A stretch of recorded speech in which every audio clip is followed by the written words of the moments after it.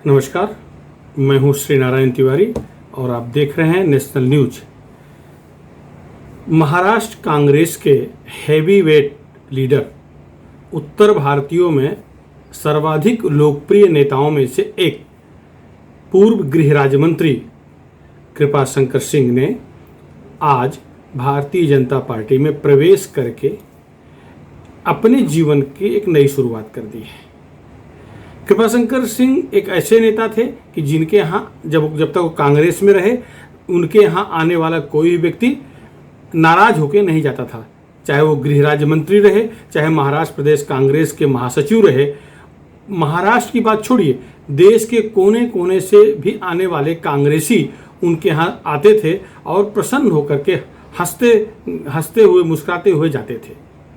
उनका आवभगत करना, उनके मुंबई में रहने का इंतजाम करना, उनके आने वाले लोगों का भोजन का प्रबंध करना और आने जाने का टिकट का उपलब्ध कराना, यह कृपाशंकर सिंह अपना दायित्व मानते थे। गांधी परिवार के अत्यंत करीबी समझे जाने वाले कृपाशंकर सिंह का कांग्रेस छोड़ना कांग्रेस के लिए बहुत नुकसान का सौदा हुआ है, कांग्रेस के लिए बहुत घाटे का मामला हुआ है। आगे मुंबई महानगर पालिका का चुनाव है।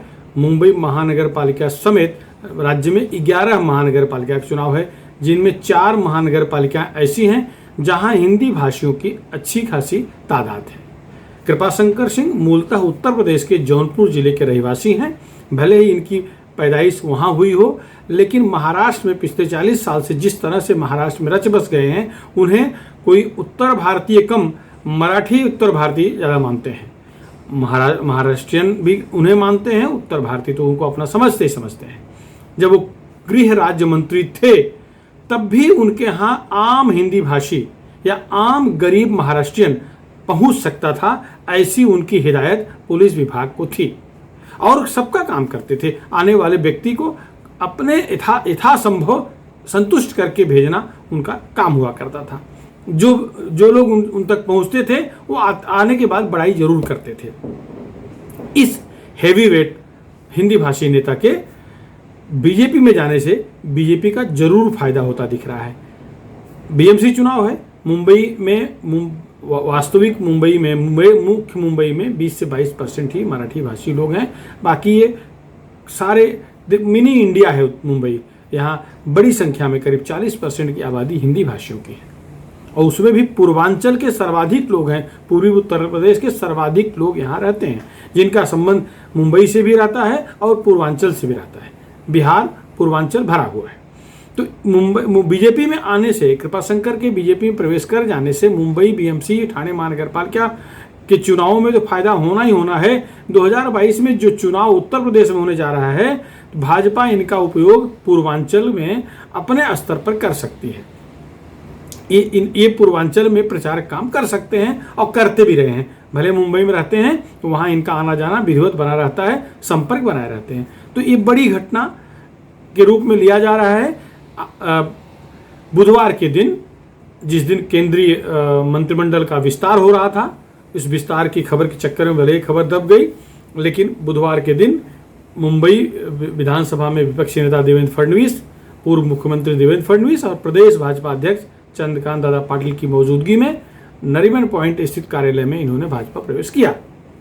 और उनका जो कहना था, वो कांग्रेस क्यों छोड़े, इतने लंबे समय से 2 बार एमएलए रहे, 1 बार एमएलसी रहे, एक कार्यकाल विलासराव देशमुख मंत्रिमंडल में गृह राज्य मंत्री रहे, फिर कांग्रेस क्यों छोड़ दिए, इसके बारे में जो उन्होंने बयान दिया भाजपा ज्वाइन होने के बाद, उनका कहना था कि वो अनुच्छेद 370 जम्मू कश्मीर के बारे में, जब 370 पर चर्चा चल रही थी, कांग्रेस जिस तरह से विरोध कर रही थी, उससे नाराज होकर के उन्होंने अपनी कांग्रेस छोड़ दी थी।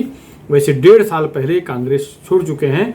इन विधानसभा चुनाव, महाराष्ट्र विधानसभा चुनाव से पहले इन्हें भाजपा में आना था। अगर भाजपा में उस समय प्रवेश कर गए होते तो 100% विधायक बन गए होते, लेकिन उन्हें कांग्रेस से इन्हें टिकट मिला और भारतीय जनता पार्टी के अमरजीत सिंह ने इन्हें पराजित कर दिया था। तो ये एक तरह से नुकसान इनका भी हुआ और भाजपा का भी नुकसान हुआ क्योंकि भाजपा एक विधायक भाजपा कम हो गया। अगर पहले आए होते, वो इसे बताते हैं, कुछ लोग भारतीय जनता पार्टी के भी उस समय इनसे नाराज चल रहे थे, जो इनके प्रवेश का विरोध कर रहे थे। जो कथित उत्तर भारतीय नेता कुछ विरोध में थे, इस समय उसमें प्रवेश संभव नहीं हो सका। लेकिन अब वातावरण इनके पक्ष में है। आगे बीएमसी का चुनाव है। बीएमसी चुनाव में लगभग इनके प्रवेश का फायदा भाजपा को मिलता नजर आएगा, दिखेगा। इनका प्रभाव दिखना चाहिए, क्योंकि मंत्री के रूप में, विधायक के रूप में, उत्तर मुंबई प्रदेश कांग्रेस अध्यक्ष के रूप में जिस तरह से घर घर पहुंचे हुए हैं, जिस तरह से जन जन तक इनका संपर्क है, उससे निश्चित रूप से भाजपा फायदा पाएगी, भाजपा को फायदा होगा। और ये भी पिछले कई सालों से साइड ट्रैक हुए थे, इनको भी मुख्य धारा में आकर, मुख्य धारा में रहते हुए राजनीति करने का मौका मिला है। और जिस तरह से इनके ऊपर आरोप प्रत्यारोप लगे, और पिछले 2 साल पहले ही ये आय से अधिक संपत्ति के मामले से बरी हुए हैं, निर्दोष सिद्ध हुए हैं, साबित हुए हैं, तो अब इनका राजनीतिक भविष्य और भी उज्जवल हो सकता है। भाजपा के साथ रहने का इन्हें फायदा मिल सकता है। कृपाशंकर सिंह मृदुभाषी हैं, सबसे मिलजुल के रहते हैं। मजाक में लोग कहते हैं कि जो पानी है, दूध मिला दो दूध बन जाएंगे। इस तरह कृपाशंकर सिंह का स्वभाव है। निश्चित रूप से वो उनके भविष्य के लिए फायदेमंद ही रहेगा। कांग्रेस अधः पतन की तरफ जा रही है। कांग्रेस का पतन शुरू किया, कांग्रेस तो लगभग महाराष्ट्र में समाप्त सी हो गई है। ये उसका अंतिम दौर है, जो महाराष्ट्र में अघाड़ी सरकार, तिघाड़ी सरकार, त्रिक्षा सरकार में उनको एक सीट मिल गई है, वरना कांग्रेस समाप्त है, महाराष्ट्र में कोई वजूद नहीं दिख रहा है। कृपाशंकर सिंह भाजपा ज्वाइन करके एक तरह से अपने लिए अपना मार्ग प्रशस्त कर लिए हैं, और भाजपा के लिए भी फायदे का सौदा साबित हो सकते हैं। इस मुद्दे पर फिलहाल इतना ही। आप हमारे चैनल नेशनल न्यूज़ को सब्सक्राइब करें, शेयर करें, जन जन तक पहुँचाएं। धन्यवाद।